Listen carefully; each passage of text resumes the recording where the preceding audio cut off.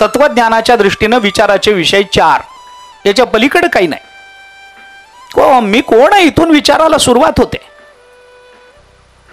पूर्वीच्या काळी काय होतं, खेड्यामध्ये प्रवेश करताना एक वेस असायची. जुन्या काळात वेशीतून आत जावं लागायचं. आत गेलं की मारुतीचं एक मंदिर असायचं, मग गाव असायचा, आणि मग गावाच्या पलीकडे पुन्हा एक वेस असायची किंवा एखादं मंदिर असायचं, आणि पुन्हा वेशीतून बाहेर पडायचा मार्ग. वेशीच्या 2 वेशींच्या आतमध्ये गाव वसलेलं असायचं. गावाच्या सुरुवातीला आणि गावाच्या शेवटी दोन्हीकडे मंदिरं, मारुतीचं मंदिर, गणपतीचं मंदिर, अजून काय त्या गावदेवतेचं ग्रामदेवतेचं मंदिर, जे काही असेल ते गावातून वेशीतून आत गेलं की त्या मंदिराच्या त्या कट्ट्यावर पारावरती लोक बसलेले असायचे. ते असतातच, प्रत्येक गावात असतात. ते त्या पारावरच बसलेले असतात. काय घरदार असतं का त्यांना माहित नाही, पण ते तिथंच बसले, कायम तिथंच बसलेले असतात. मग इकडून येणारा कोण, तिकडून जाणारा कोण, येणाऱ्याची वेशीतून येणाऱ्याची चौकशी करा, जाणाऱ्याची चौकशी करा, कोण आहे तुम्ही, काय नाही, कुठून. मग एखादा मनुष्य आत आला की मग त्याच्या चौकशा, कोण तुम्ही, कुठून आलात, इथं कुणाकडे, ज्यांच्याकडे आलात त्यांचं तुमचं नातं काय, मग किती दिवस मुक्काम आहे इथं, तुम्हाला काय करायचंय, काहीच नाही, चौकशा. मग इथून पुढे कुठं जाणार, मग इथून पुढे जिथं जाणार तिथं कुणाकडे जाणार, मग असं करत आपल्या घरी कधी जाणार. विरोध नाही, पण अपेक्षा आहे. संतांची अपेक्षा ही आहे की हे प्रश्न दुसऱ्याला विचारण्यापूर्वी माणसाने हे प्रश्न स्वतःला विचारावेत. मी कोण, कुठून आलो, इथं कुणाकडे, ज्यांच्याकडे आलो त्यांचं माझं नेमकं नातं काय, आणि सगळ्यात महत्वाचं इथं किती दिवस मुक्काम, इथून पुढे कोणत्या गावाला जायचंय, तिथं किती दिवस राहायचंय, आणि असं करत करत आपल्या मूळ गावाला आपल्याला कधी पोचायचंय, या प्रश्नाला काही उत्तर आहेत का नाही. विचाराचे विषय काय असावेत, आम्ही कशाचा विचार करावा. वसिष्ठ महामुनींनी रामचंद्र प्रभूंना हे शिकवलंय की आपल्या विचाराचे विषय पडताळून घेतले पाहिजेत. डोळ्याला दिसलेली प्रत्येक घटना हा आमच्या विचाराचा विषय असू शकत नाही. हा, कदाचित हे असू शकतं की ती घटना ज्या गुणदोषांच्या आधारानं घडलेली आहे त्या गुणांच्या प्राप्तीची आणि दोषांच्या निवृत्तीचा विचार हा कदाचित विचार असू शकेल. आमच्या समोर 2 माणसाचं भांडण झालं म्हणून आम्ही भांडण बघत बसतो. लोक बघत बसतात, आवडतं लोकांना भांडण बघायला, आणि ज्यांना बघायला काही नसतं ना असे लोक रस्त्याच्या कडेला ते JCB माती कशी काढतो ते बघत बसतात. कशा करता काय, पण मी खूप बघितलेत प्रवासामध्ये. ते उगी हाताची घडी घालून बघत बसतात, ते कसं आत जातं, किती माती बाहेर काढतं, मातीतून काय काय येतं, काय मिळतं त्याच्याने, काय साध्य काय झालं. माणसं भांडण बघतात. हा आमचा विषय आहे का, बघत बसून काय मिळणार आहे. आमच्या विचाराच्या विषयाची आम्हाला चाणाक्षपणाने निवड केली पाहिजे, कारण आमचा वेळ त्यात वाया जातो. एक नियम आपण लक्षात ठेवला पाहिजे सगळ्यांनी, तुम्ही आम्ही. आज जर आपण काळ वाया घालवला ना, उद्या तो काळ आपल्याला वाया घालवल्याशिवाय राहत नाही. आज आम्ही आमचा वेळ वाया नाही घालवायचा, काळ वाया नाही घालवायचा. जेवढा वेळ मिळेल तेवढ्यात, पण आमच्या चिंतनाच्या दिशा स्पष्ट असल्या पाहिजेत, आमच्या चिंतनाचे विषय स्पष्ट असले पाहिजेत, आमची अंतर्मुखता असलीच पाहिजे आमच्याजवळ. कारण का, कारण आम्ही माणूस आहोत, हे सगळ्यात मोठं आहे. कारण आम्ही माणूस आहोत, आम्ही कुत्रा नाही आहोत, आम्ही ढेकूण नाही आहोत, आम्ही चिलट नाही आहोत, आम्ही बैल नाही आहोत, आम्ही माणूस आहोत. आम्हाला विचार केला पाहिजे. आणि मग विचाराचे विषय काय, विचाराचं स्वरूप काय, विचाराची व्याख्या काय. योग वासिष्ठामध्ये वसिष्ठ महामुनींनी रामचंद्र प्रभूंना हे सगळं सांगितलं. विचारातून काय प्राप्त होतं, तर ज्ञान प्राप्त होतं. त्या ज्ञानाचं स्वरूप काय, त्या ज्ञानाची व्याख्या काय. ज्ञायते अनेन इति वा ज्ञानम, मान्य आहे. जे जाणलं जातं त्याला ज्ञान म्हणा, पण काय जाणलं जातं, कशानं जाणलं जातं, ज्ञानाच्या भूमिका काय, पुन्हा ज्ञानाचा विषय काय, हा सगळा विचार आहे त्याच्यामध्ये. आणि म्हणून आपण परवाही बोललो ज्ञानवान एव सुखवान, ज्ञानवान एव जीवती, ज्ञानवान एव बलवान, तस्मात् ज्ञानमयो भव. हा उपदेश वसिष्ठांनी केला. रामा, म्हणून तू ज्ञानमय हो, ज्ञान प्राप्त करून घे. मग त्या ज्ञानाच्या भूमिका काय, त्या ज्ञानाचे टप्पे काय, ते ज्ञान कसं कसं प्राप्त होत जातं, त्याच्यातलं साधन ज्ञान कोणतं, साध्य ज्ञान कोणतं, याच्याकरता योग वासिष्ठामध्ये 4 वेळेला हा विषय मांडला गेलाय. ज्ञानभूमी शुभेच्छाख्या प्रथमा समुदारुता विचारणा द्वितीया च तृतीया तनुमानसा सत्वापत्ती चतुर्थी स्या ततो असंसक्ती नामका पदार्था भाविनी षष्ठी सप्तमी तुर्यगा स्मृता. या ज्ञान भूमिका सांगितल्यात योग वासिष्ठामध्ये. पहिल्यांदा शुभेच्छा निर्माण झाली पाहिजे. शुभ इच्छा. शुभ या शब्दाचा अर्थ आहे कल्याण, आणि कल्याण या शब्दाचा फक्त एकच अर्थ होतो, आत्मकल्याण. कल्याण शब्दाला दुसरा अर्थ नाही. कल्याण म्हणजे आत्मकल्याण, आणि शुभ या शब्दाचा अर्थ आहे आत्मकल्याण. शुभ, आम्ही शुभ इच्छा म्हणजे कल्याणाची, आत्मकल्याणाची इच्छा, ती शुभेच्छा. ते लग्नामध्ये वगैरे लोक शुभेच्छा देतात. ते लग्न लागलं की वर जायची घाई असते, कारण जेवायला जायची घाई असते. मग ते वर जातात आणि त्या वधूवरांना सांगतात, तुमचा गृहस्थाश्रम सुखाचा हो, तुझा झालाय का सांग, तर तू त्याला शुभेच्छा दे. आपला झाला नाही ना, आपण त्याला काय म्हणणार, तुझा शुभ हो म्हणून. ही कसली शुभेच्छा आली? औपचारिकता मी समजू शकतो, व्यवहार मी समजू शकतो, शुभ इच्छा कशाला म्हणतात? ज्ञानाच्या ज्ञानोबरांनी ज्ञान प्राप्तीची इच्छा. ते ज्ञान पैगा बरवे जरी मनी आथी आणावे, ही शुभेच्छा आहे. ते ज्ञान मला व्हावं असं जर मनात येत असेल तर. तद्विद्य प्रणिपातेन, 4था अध्याय, त्याच्या खालची पहिली ओवी आहे. तद्विद्य प्रणिपातेन परिप्रश्नेने सेवया उपदेक्षन्ति ते ज्ञानम ज्ञानेनस्तत्वदर्शिनः. ते ज्ञान पैगा बरवे जरी मनी आथी आणावे. ते बरव ज्ञान मला प्राप्त व्हावं असं जर मनात आलं असेल तरी संताया भजावे सर्वस्वेसी. तर तुम्ही संतांकडे जा, संतांना भजा, संतांची सेवा करा, संतांना विचारा, आणि मग ती सेवा ज्ञानाचा कुरुठा तेथ सेवा हा दारवंठा. तो स्वाधीन करी सुभटा वळगोने तनु मनुजीवे चरणासी लागावे अगर्वता करावे दास्य सकळ. आणि मग अपेक्षित जे आपुले तेही सांगती पुसले अंतःकरण बोधले संकल्पानये. इथं विचारणा आहे. आमच्या अंतःकरणात ज्ञानाची इच्छा निर्माण व्हावी. इच्छा निर्माण झाली की मग विचारणा होते. मला कळत नाही, मग विचारावं लागतं. काही मी उद्धार पावेन, काय कृपा करील नारायण, ऐसे तुम्ही सांगा संतजन, करा समाधान चित्त माझे. काय हे खंडईल कर्म, पारुषतील धर्माधर्म, कासयाने कळेल वर्म, म्हणून श्रम वाटत असे. काय हे स्थिर राहील बुद्धी, काही अरिष्ट न येईल की मध्ये. हे विचारावं लागतं ना संतांना. का हो मी उद्धार पावेन का हो, मला देव भेटेल का हो, तुकोबाराय सांगावं, मला काहीतरी मार्ग सांगा. नाथांच्या चरणी जाऊन लोळण घ्यावी लागते, सांगावं तेवढं मला काही.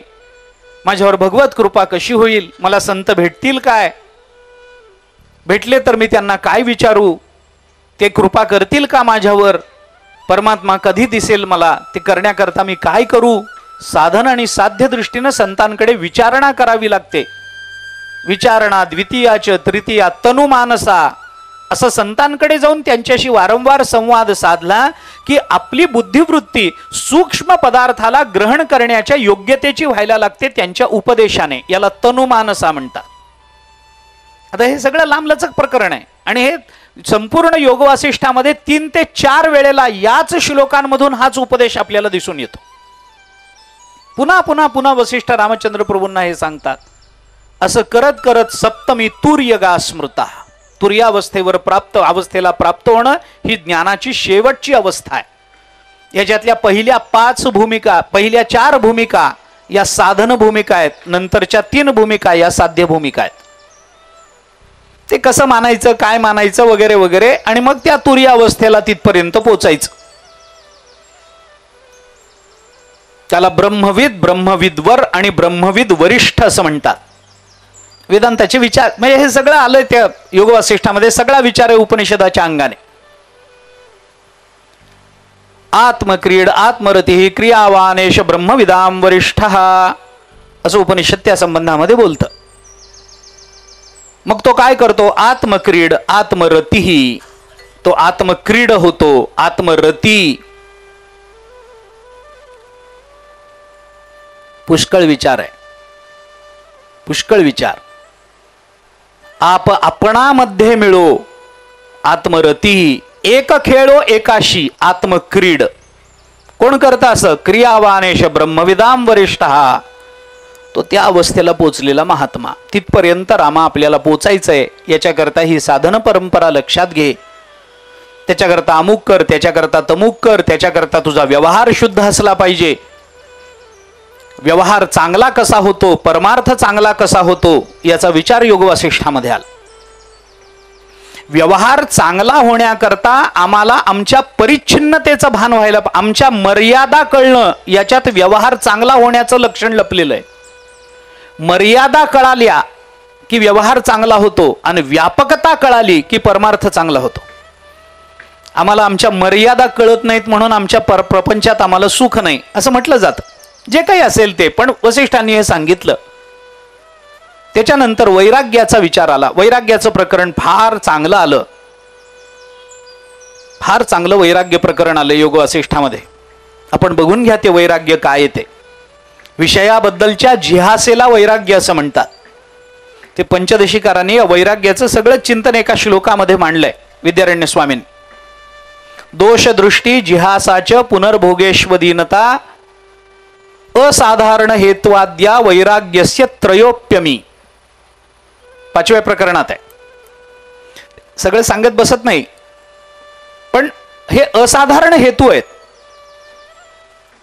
वैराग्याचं कारण काय? वैराग्याचं कारण, वैराग्याची व्याख्या आणि वैराग्याचा परिणाम, या 3 गोष्टी या श्लोकामध्ये मांडल्या आहेत. असाधारण हेतू मानले गेलेत. वैराग्यस्य त्रयोप्यमी, काय काय सांगण्यात आलं? दोष दृष्टी हे वैराग्य निर्मितीचं कारण आहे. विषयामधला दोष कळणं म्हणजेच वैराग्य आहे. वैराग्याचा विचार आहे, कारण दोष कळाल्याशिवाय त्याचा त्याग होत नाही. कुठल्याही पदार्थाचा जोपर्यंत दोष कळत नाही तोपर्यंत त्या पदार्थाचा त्याग नाही आहे. दोष दृष्टी निर्माण झाली पाहिजे. मग ते कशी होणार, काय होणार, ते सगळं सांगत बसायला वेळ नाही. जिहासा ही वैराग्याची व्याख्या आहे. विषयाचा प्रत्यक्ष त्याग करणं. आणि वैराग्याचा परिणाम काय आहे? पुनर्भोगेषु अदीनता. कारण विषय भोगा करता मनुष्य दीन होतो. मला द्या हो, मी पाया पडतो, तुमची वाटेल ती कामं करतो, आजीवन तुमच्या ऋणात राहतो. हे काय आहे? हे दैन्यच आहे. ज्ञानोबारायांनी याला द्वैत दैन्य म्हटलंय. सत्वशुद्धी सहाकारे गुरुकृपामृत तुषारे सासिन्नलेनी बोधे ओसरे द्वैत दैन्य. हे दैन्यच आहे. मनुष्य दीन होतो प्रपंचाकरता. प्रपंचाकरता वाटेल ते करण्याचा, पण परमार्थामध्ये त्याला देवासमोर संतांसमोर दीन व्हावं वाटत नाही. सायास करिसी प्रपंच दिननिशी हरिसी न भजसी कवण्या गुणे. हे दैन्य येतं.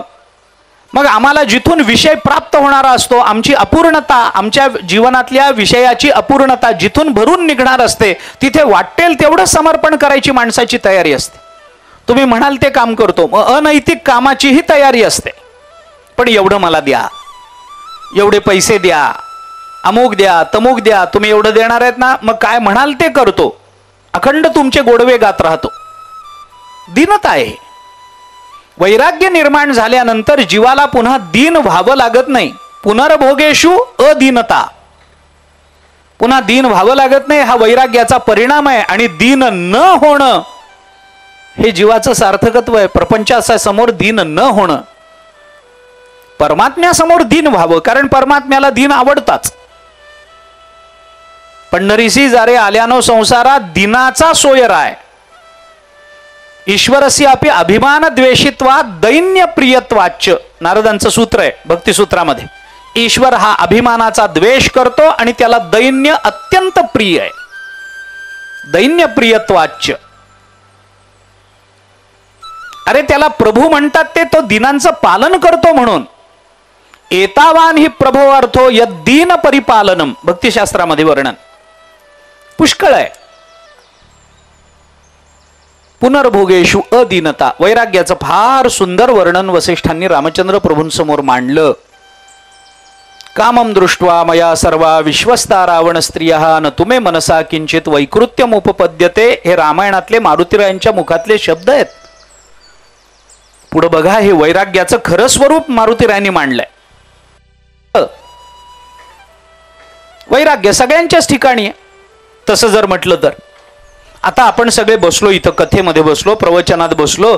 आता जर तुम्हाला मी विचारलं का हो एक एक लाडू खाता का, तर तुम्ही काय म्हणा, नाही हो आम्ही कथेत बसलोय, लाडू काय देता आम्हाला, ही काय लाडू खायची वेळ आहे का, एकीकडे कथा चालू आहे, हे काही शोभतं काय आम्हाला, नाही नाही लाडू वगैरे नको आम्हाला काही, म्हणाल की नाही म्हणाल. पण खरंच जर इथं कोणी लाडू वाटायला आलं तर कथेत किती जण बसतील हाही प्रश्न नाही का. वैराग्याची सिद्धी कधीही विषयाच्या अनुपस्थितीत होत नसते, ती विषयाच्या उपस्थितीतच होत असते. अनुपस्थित विषयाबद्दल कुणाला वैराग्य नसतं. विषयाची उपस्थिती असावी, विषय प्रिय वाटावा आणि तरीही जागेवरून न हलणं, याला मी वैराग्य म्हणू शकतो. पण योग वासिष्ठांनी हे सांगितलंय, बिभत्स विषयम दृष्ट्वा को नाम न विरज्यते सताम उत्तम वैराग्यम विवेकादेव जायते. वसिष्ठ महामुनी सांगतात, रामा बिभत्स विषय, घाणेरडा विषय बघितल्यानंतर कुणाच्या मनात वैराग्य येणार नाही रे. बिभत्स विषयम दृष्ट्वा को नाम न विरज्यते. घाणेरडा विषय, आपण एसटीने जातो, समजा एसटी मध्ये एखाद्या ठिकाणी उलटी करून ठेवलेली असते, आपण एसटी सोडून दुसरी एसटी पकडतो, जाऊ दे आज जात नाही आज पाहिजे तर मी, पण या एसटीनं जाणार नाही. घाण वाटतं की नाही माणसाला. वैराग्याचं हेच स्वरूप आहे. ज्ञानोबारायांनी 15व्या अध्यायामध्ये उठिलेनी वैराग्य जेणे हा त्रिवर्ग ऐसा सांडणे जैसे वमुनिया सुणे आत्ताची गेले, ह्याच दृष्टांत दिला. माणसाची नाही कुत्र्याची उलटी ज्या दृष्टीनं बघितली जाते, वैराग्य संपन्न महात्मे तसं या प्रपंचाकडे बघत असतात. ज्ञानोबाराय बोलतात, घाणेरडा विषय बघितल्यानंतर कुणाच्या अंतःकरणात वैराग्य निर्माण होणार नाही, कुणाच्या अंतःकरणात त्यागाची भूमिका निर्माण होणार नाही. आम्ही जेवायला बसलो, उत्तम जेवण तयार केलंय, आम्हालाही भूक लागली, पंचपक्वान्नाचा बेत आहे, पाट मांडलाय, समोर चौरंग मांडलाय, उदबत्त्या लावल्यात, समया लावल्यात, चांदीचं ताट दिलंय, सगळं खरंय. पंचपक्वान्नाचं जेवण आहे, आम्हाला भूक लागलेली आहे. ज्याच्याकडे जेवायला गेलो तो उदार आहे, भरपूर स्वयंपाक केलाय, आणि वाढणार यांनी आम्हाला असं सांगितलं की निवांत सावकाश होऊ द्या बरं का, तुमच्याकरता जेवण बनवलेलं आहे, पण जेवण बनवता बनवता मध्ये कशात तरी पाल पडली, तेवढी आली तर काढून टाका. आता जेवू का सांगा ना, आम्ही जेवू का, नाही ना. विषय रांधिली, 15वा अध्याय ज्ञानोबारांनी दिलेला दृष्टांत आहे हा. विषय रांधिली रस सोये जई जेवणारा ठाऊवे होय, तैतो ताटच सांडोनी जाय जयापरी. तैसी संसाराया समजता जाणीजे जई अनित्यता, तै वैराग्य दवडिता पाठी लागे. ज्ञानोबराय बोलतात, चिंतन करा. आपण घाणेरडा विषय बघितल्यानंतर कुणाच्या अंतःकरणात वैराग्य निर्माण होणार नाही, पण समोर रंभा येऊनही ज्यांचं अंतःकरण द्रवलं नाही, ज्यांच्या अंतःकरणात विकार निर्माण झाले नाहीत, असे भगवान शुकाचार्य एखादे असतात. कल्याणच्या सुभेदाराची इतकी सुंदर सून येऊनही ज्यांच्या अंतःकरणात तिच्याबद्दल मातृत्वाची भावना निर्माण झाली, असे शिवाजी महाराज एखादे असतात पृथ्वीच्या पाठीवर. नाहीतर 60,000 वर्षाची तपश्चर्या करून याच विश्वामित्रांनी रंभेच्या नादात वाया घालवली की हो. अर्थात मला नावं नाही ठेवायची, पण मला असं सांगायचंय की या 60,000 वर्षाच्या तपश्चर्येनंतर विश्वामित्राचंही अंतःकरणातलं वैराग्य ढळू शकतं, तर आमचं काय होईल. आमचं काय, आमचं तर तपच नाही, आम्ही तर विषयाच्या मध्येच राहणारे लोक आहोत. बिभत्स विषयम दृष्ट्वा को नाम न विरज्यते. मग खरं वैराग्य कुठे आहे, संतांजवळ आहे. का ते खरं म्हणायचं, सताम उत्तम वैराग्यम, संतांजवळ असणारं उत्तम वैराग्य. ते का उत्तम आहे, कारण विवेकात एव जायते, कारण ते विवेकातून निर्माण होतं. वैराग्य विचारातून यावं, वैराग्य कारणपरत्वे येऊ नये. ते आपल्याकडे स्मशान वैराग्य, मैथुन वैराग्य, हे वैराग्य सांगितले जातात की नाही, मरण वैराग्य हे सांगितले जातात. स्मशानात जाणारी माणसं विरक्त होऊनच जवळजवळ घरी येतात. तिथलं वातावरण उदासीनच असतं. ती चिता काय रचलेली असते, त्याची तिरडी काय असते, ते कापड काय, आरडाओरडा रडारड चालू असते, ते हार घातलेले असतात, ते काढतात तिथून, त्याला त्या चितेवर ठेवतात, ते सगळं करतात, त्याला अग्नी दिला जातो, रडारड होते. वातावरण एकदम, मग श्रद्धांजलीची भाषणं होतात, फार चांगले होते, असं होतं, काल मला भेटले होते, अचानक जायतील असं वाटलंच नव्हतं, अमुक आहे तमुक आहे तमुक आहे, लाख गोष्टी बोलल्या जातात. त्याच्याने आपल्या कुणाच्याही अंतःकरणामध्ये एक औदासिन्य येतं. खरंच आहे, काल आपल्या बरोबर होते, आज बघा काय झालं, आपलंही उद्या असंच होणार नाही कशावरून. शेवटी माणसाच्या मनात विचार येतो ना, आणि मग तिथं मनुष्य ठरवतो. काही खरं नाही हो, काही खरं नाही. माणसाचं जीवन म्हणजे आळवावरचं पाणी आहे, पाण्यावरचा बुडबुडा आहे, हे काही खरं नसतं. बस उद्यापासून ज्ञानेश्वरीन गाथा, बस संपलं. याच्या व्यतिरिक्त काही करायचं नाही. संकल्पच इतक्या पवित्र जागेवर करतोय तो.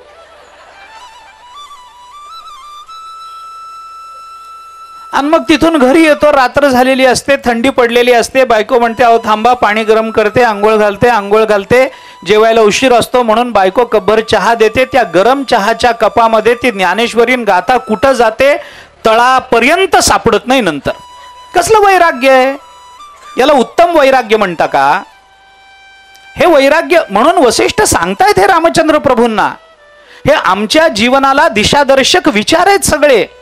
या विचाराचं वारंवार मनन केलं पाहिजे, कारण ज्या वेळेला अंतःकरण मन बुद्धी ढळण्याची वेळ येते त्यावेळेला या विचाराचं स्मरण होणं, याच्यात आमच्या जीवनाची धन्यता असते. हे आम्हाला त्या वेळेला आठवलं पाहिजे की शिवाजी महाराज कसं म्हणाले आई म्हणून तिला, तसं आम्हाला म्हणता आलं पाहिजे.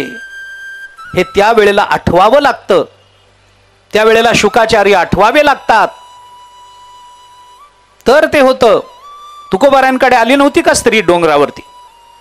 तुकोबारायांनी तिला सांगितलं, जाई हो तू माते न करी सायास, आम्ही विष्णुदास तैसे न हो. नको बा, जा आई तुम्ही परत जा, आम्हाला त्या भानगडीत तुम्ही अडकवू नका, क्षमा करा मला. तुकोबाराय बोलतात, तिला माता म्हणतात. काय भूमिका? हे वैराग्याचं लक्षण आहे. आणि वसिष्ठ सांगतात म्हणून रामा सताम उत्तम वैराग्यम विवेकादेव जायते, ते विवेकातून निर्माण होतं. मग तो विवेक कुठं मिळतो? तो संतांजवळ मिळतो. संत तेथ विवेका असणे कीजे, ज्ञानोबराय बोलतात. चंद्र तेथ चंद्रिका, शंभू तेथ अंबिका, संत तेथ विवेका असणे कीजे.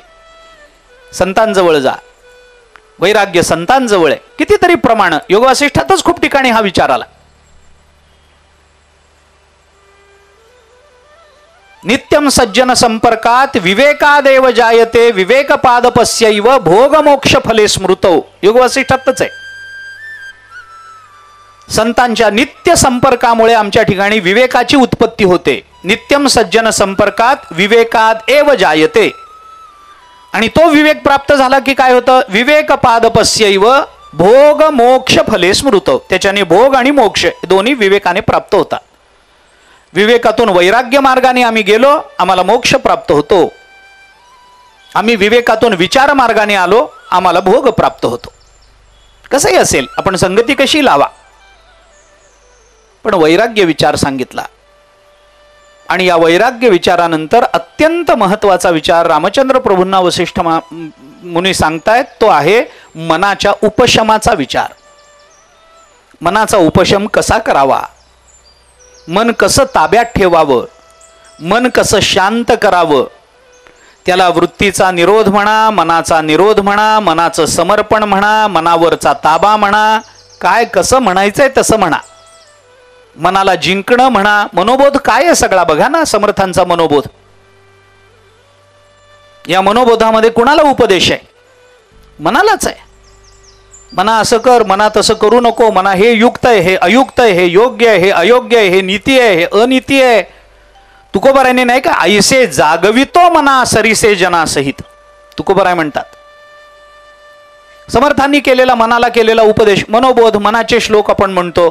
काय येथे मनाचा उपशमच आहे हा. मनाला एक आलंबनात्मक बनवणं म्हणजेच मनाला देवाच्या चरणी समर्पित करणं आहे. पुष्कळ विचार, सगळाच विचार सांगता येणार नाही आता,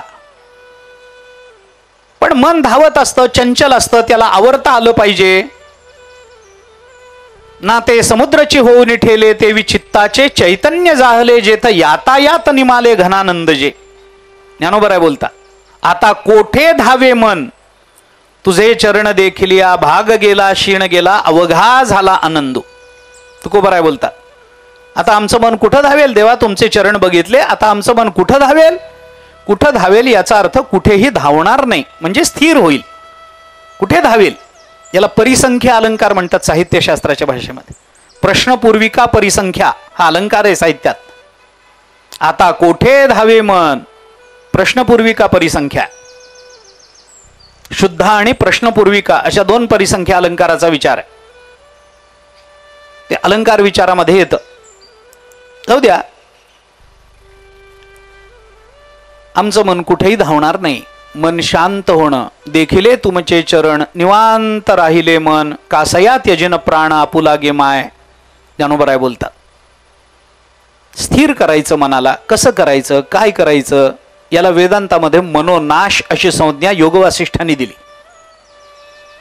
हा मनोनाश करा. हा मनोनाश करताना तो दोन पद्धतीनं करा. स्वरूप मनोनाश करा, अरूप मनोनाश करा. विदेहमुक्ताच्या मनोनाशाला अरूप मनोनाश म्हणतात, जीवनमुक्ताच्या मनोनाशाला स्वरूप मनोनाश असं म्हणतात. मन ठेवून मनाला स्थिर करणं हा स्वरूप मनोनाश आहे, आणि मनाचीच निवृत्ती करून टाकणं देहाबरोबर याला अरूप मनोनाश असं म्हणतात. स्वरूप मनोनाश हा जीवनमुक्ताचा असतो. मग तो स्वरूप मनोनाश करायचा असेल तर त्याच्याकरता उपाय काय? मग ते वसिष्ठांनी 4 उपाय सांगितले. अध्यात्मविद्या अधिगमः साधु संगम एवच वासना संपरित्यागः प्राणस्पंद निरोधनम एतास्ता युक्तयः पुष्टा संती चित्त जये किल. योग वासिष्ठातलं प्रकरण आहे. मनाला शांत करायचंय ना, मग एक काम करा, ज्ञानानं मन शांत करा. अध्यात्म ज्ञानानं हे जमत नसेल तर मग संत संगतीनं मन शांत करा. संत संगतीनं जमत नसेल तर वासनेच्या परित्यागानं मनाला शांत करा. आणि वासनेचा परित्याग करणंही शक्य नसेल तर प्राणायामाने मनाला आवरण्याचा प्रयत्न करा. एकापेक्षा एक सोपं साधन नंतर वसिष्ठांनी सांगितलं, याला स्वरूप मनोनाश अशी संज्ञा योग वसिष्ठांनी दिली. या सगळ्याचा विचार वसिष्ठांनी रामचंद्र प्रभूंना मधल्या काळात सांगितला. हे प्रकरण खरं म्हणजे योग वासिष्ठावरच बोलायला पाहिजे, पण ते काय पुढचं आपल्याला ऐकायचं, लग्न व्हायचंय अजून, ते महत्वाचं आहे. हे काय वैराग्य फिराग्य चालत राहतं, त्याचं काय एवढं कौतुक आहे. लग्न झालं पाहिजे सीतेबरोबर. माणसाच्या जीवनाचं अधिष्ठान विचाराचं आहे, स्थिर चित्ताचं आहे. विचाराने आपण गीता वाचतो, या गीतेमध्ये भगवंताने अर्जुनाला गीता सांगितली असं आपण म्हणतो. भगवंताने बोध दिला. अर्जुन कोण आहे, भगवान कोण आहेत? या योग वासिष्ठाचं हे सगळं वैराग्य आणि मनाच्या उपशमाचं प्रकरण ऐकलं आणि वाचलं, आणि गीतेचा 6वा अध्याय, ज्ञानेश्वरीचा 6वा अध्याय वाचला की हे आपल्याला फार पटकन कळायला लागतं. भगवान कोण आहे, अर्जुन कोण आहे? काही नाही. अस्थिर मनाचा कृष्ण म्हणजे अर्जुन आहे, आणि स्थिर मनाचा अर्जुन म्हणजे भगवान श्रीकृष्ण आहे. एवढंच आहे. अस्थिर मनाचा अर्जुन आणि स्थिर मनाचे कृष्ण आहेत. भगवान आणि अर्जुनामध्ये भेद नाही, ते दोघे एक आहेत. हे भगवंतानी महाभारतात अनेक वेळेला दाखवून दिले. नरनारायणाची जोडी आहे. बद्रिकाश्रमामध्ये नरनारायण रूपामध्ये भगवान आहेत, ते एकच आहेत. जयद्रथाच्या वधाच्या प्रसंगामध्ये भगवंताने अर्जुनाचं आणि माझं ऐक्य कसं आहे हे सांगितलंय.